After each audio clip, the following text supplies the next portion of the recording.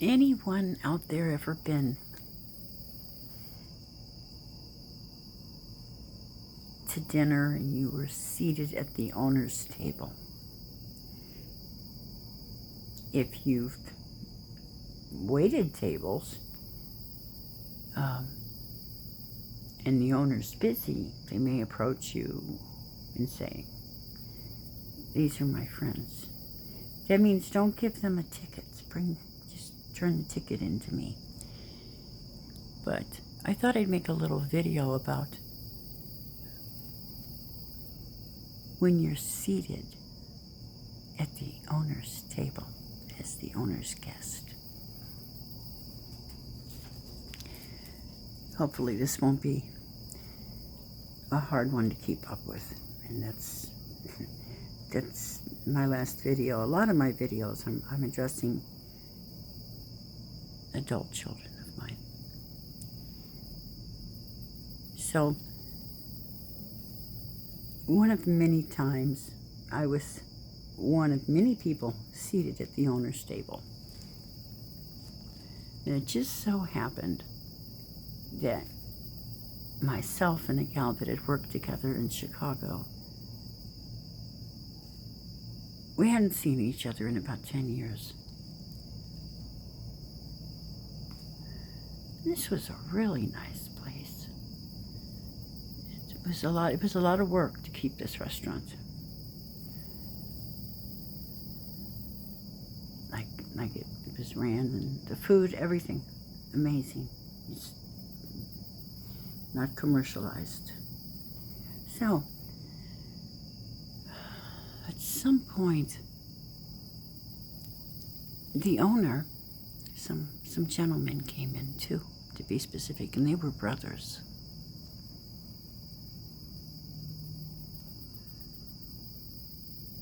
And you hear things. You hear things. On the surface, the things you hear can appear very benign.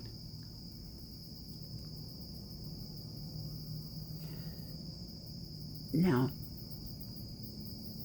what was it that was heard? The owner told the brothers, "You can't stay here.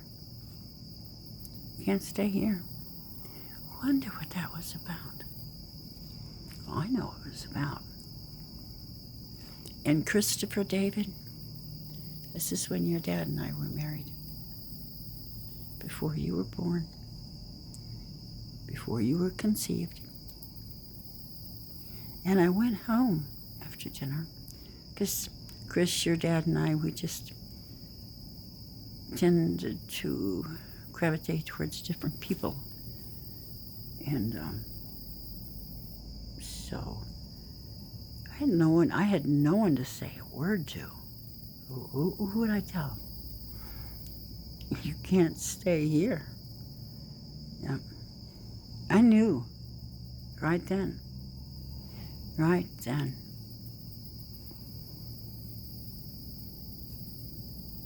I felt so alone because I could translate. I knew what I was hearing. I knew. You're saying, "Oh, here she goes again. I don't know what she's talking about." Well, they were two brothers.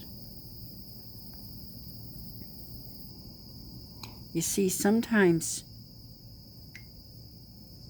it's a long time coming.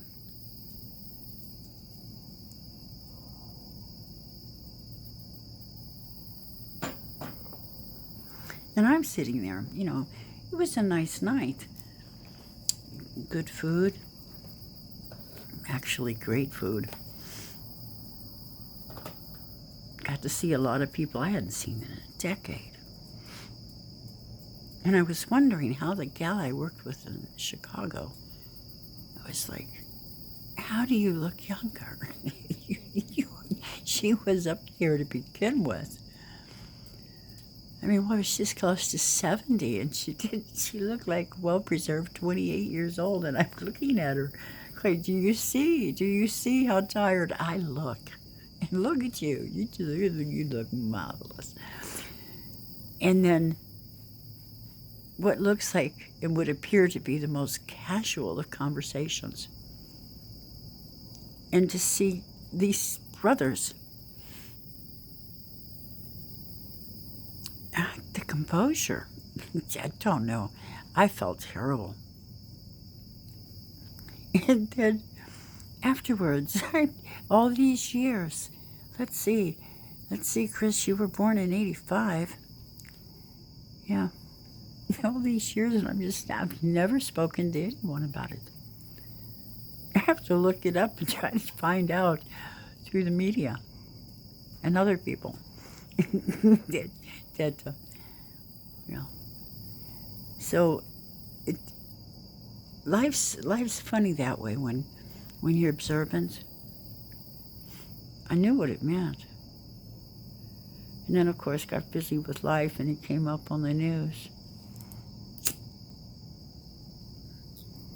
What was it that came up on the news? Well, it was brutal. Very brutal. What hint can I give? What hint can I give? Hello, kitty kitty. Let's just say that it had to have been tough because they knew it was coming, these two. Now, who takes out the trash for whom, when, and where? In the city of Chicago. There's one hint. They work, it's sort of like a symbiotic relationship. Yeah.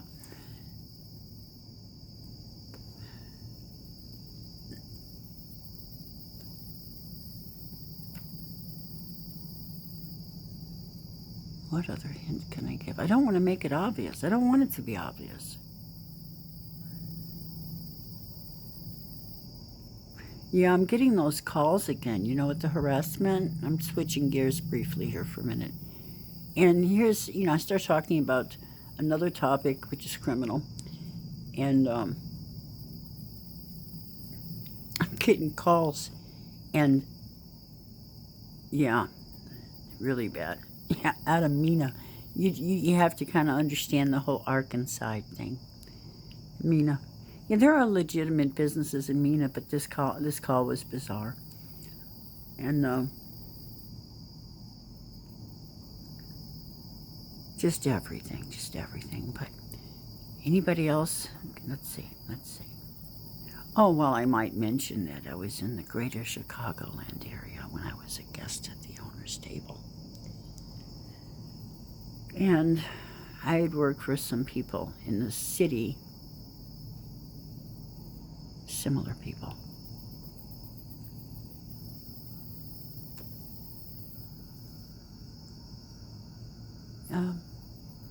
Yeah, I know. You don't have enough clues. Well, the one gentleman's wife is the most beautiful mugshot you'll ever see. Okay. I haven't had anything that's average in my life. Everything in my life is just over the top, except for the birdies here and the natural life. You give up yet? You know who I'm talking about? You can't stay here. Just, you know, talking to different people and then looks at the two. I knew right then and there. These men had a lot of testosterone. They didn't need any natural supplements.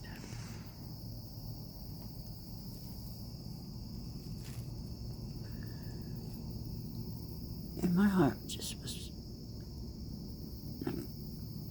Sometimes I guess what I'm saying, you're like, oh gosh, to be a blissful idiot and not understand, not comprehend, not to be able to translate and see and hear, to go through life like this.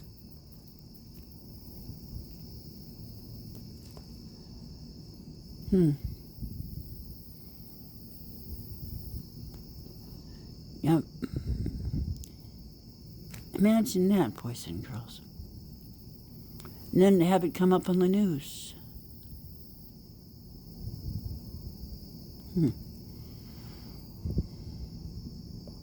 They found those two brothers.